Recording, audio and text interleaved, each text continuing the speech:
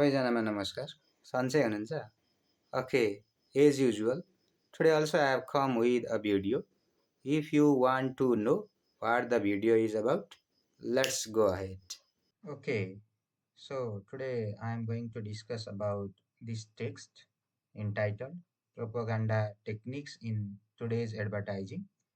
And this text is written by N. McClintock. You can see the picture of the writer, or let's say the photo of the writer on the screen. And this very text is given in the syllabus of reading, writing, and critical thinking, okay, under B.Ed first year, and it is one of the uh, paper of major English under B.Ed first year. So that is reading, writing, and critical thinking, English education 417. So let's discuss about the text. Okay, what is propaganda techniques then? Okay, so before discussing the text, okay, let me discuss what is propaganda. So propaganda is information. It is a messages. Okay, it is message, ideas, which are deliberately, let's say intentionally created. Why? In order to influence or manipulate the opinion, beliefs, and actions of the people. And it often presents only, let's say, one side of an issue. Okay, it does not present both sides of the issue. It presents only one side of the issue and may use exaggeration. Okay, it may use emotional appeals, or sometimes it may use false information also. Why? To convince the people, to persuade the people. So that is called propaganda. And okay, you can imagine someone tells you like this is the best product in the world. You must buy it. Okay, someone tells you. Similarly, some other tells you, oh, our country is always right and other countries are wrong. So in these messages, let's say in these saying, if these messages are designed, okay, in order to make you believe something without giving balanced facts, they are the examples of what? Propaganda. Actually, the product is not the best product in the world, but they just tell you this is the best product in the world. Why don't you buy it? Or you must buy it. If someone says you, this is what? Propaganda. Right? Okay. So, what is here in the text? Let's move ahead. Okay, the article Propaganda Techniques in Today's Advertising. It is written by, yes, American writer N. McClintock. And in this article, okay, female writer, she explains the what? Different types of propaganda techniques which are especially used by the advertisers and political parties, or let's say the candidates, and often used by the leaders. Why? To influence people's opinions as well as to attract their attention.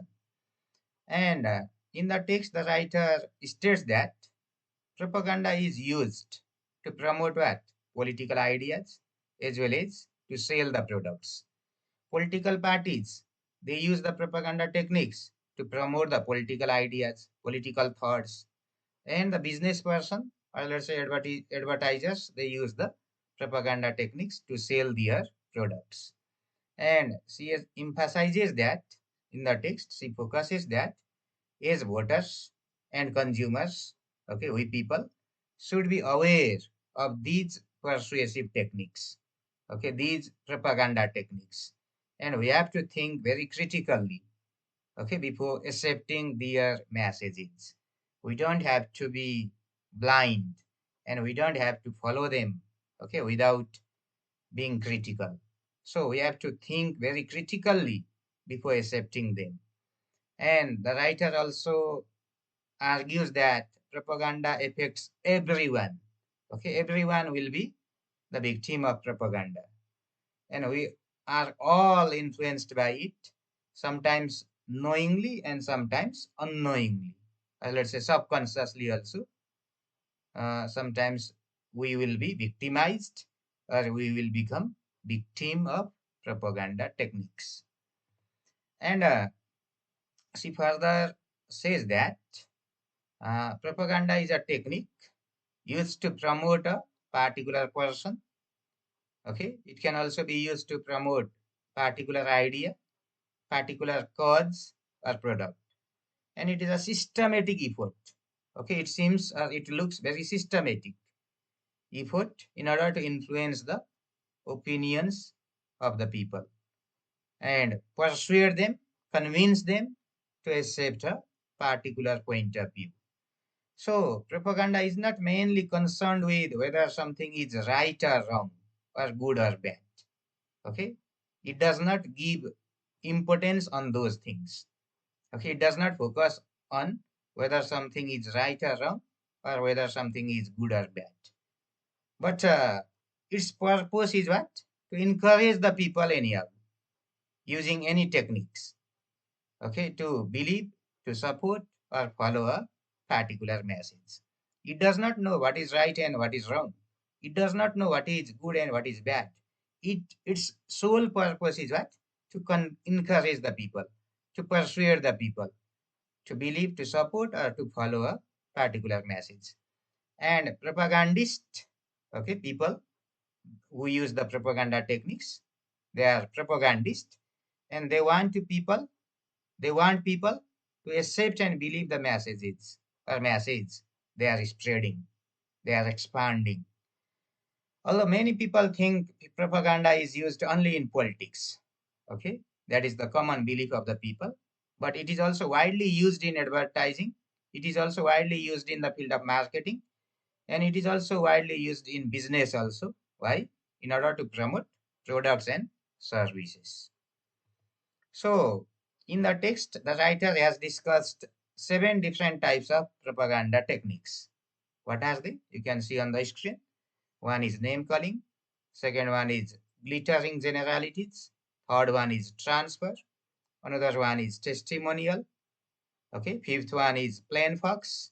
Next one is card stacking. And the final one is bandwagon. So these are the 7 different types of propaganda techniques, okay, discussed by the writer in the text, in the article. Okay, now let's discuss them one by one. Okay, first one is name calling. So what type of technique, what type of propaganda technique is called name calling then? So name calling is one of the most common propaganda techniques. Then what happened here? In this technique, negative names, or let's say negative labels are used.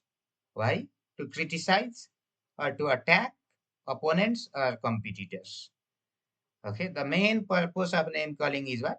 To create feelings of fear, hatred, anger, distrust toward the opposing person or opposing group. Okay, the writer has given some examples like in American politics, an advertisement may describe an opposing candidate as a what? Loser, fence-sitter, or warmonger. These are the some, let's say, uh, negative names used by the propagandist. Okay, in order to, let's say, criticize them, in order to attack opponents or competitors. And if we observe the context of Nepal, okay, we can see that political opponents may be labeled as what? Pratigami. Okay, they may be labeled, they may be named as Rajavadi. They may be named, okay, they may name the opponents as Dakshinpanthi.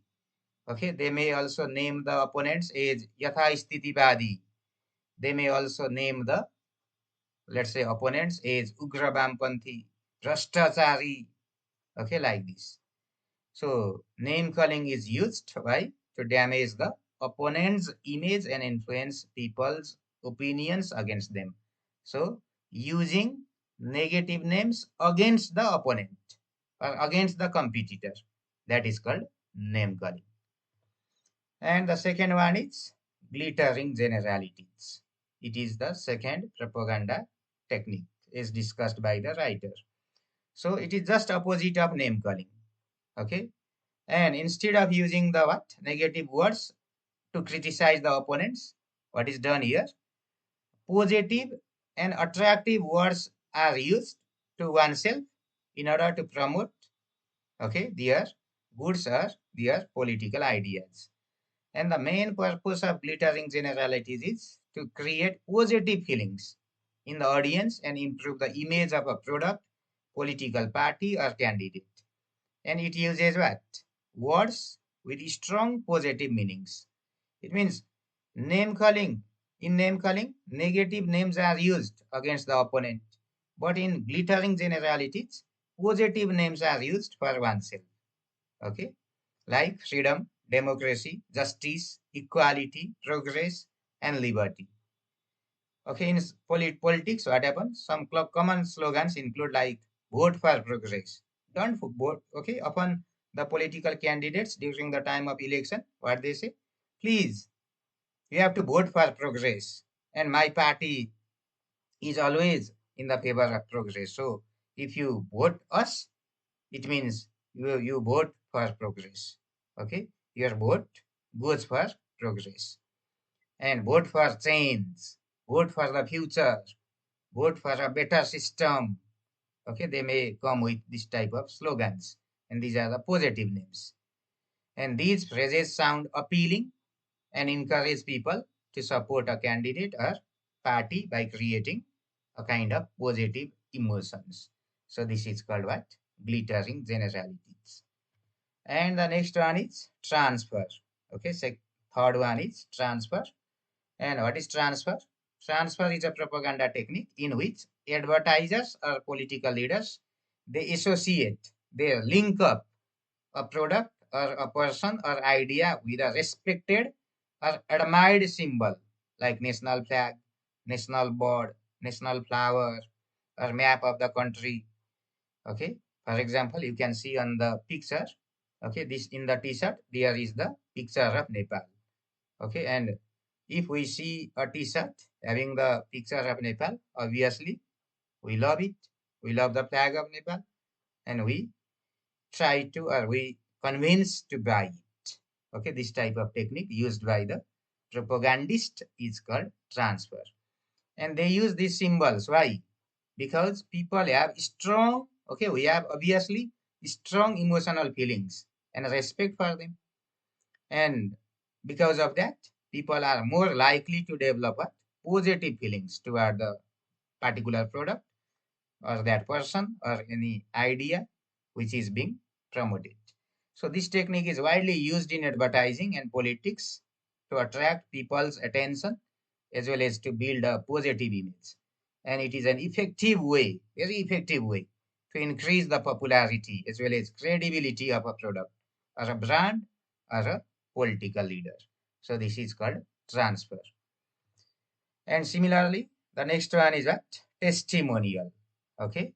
So testimonial is one of the most widely used propaganda techniques in the world. And what is done here in this technique?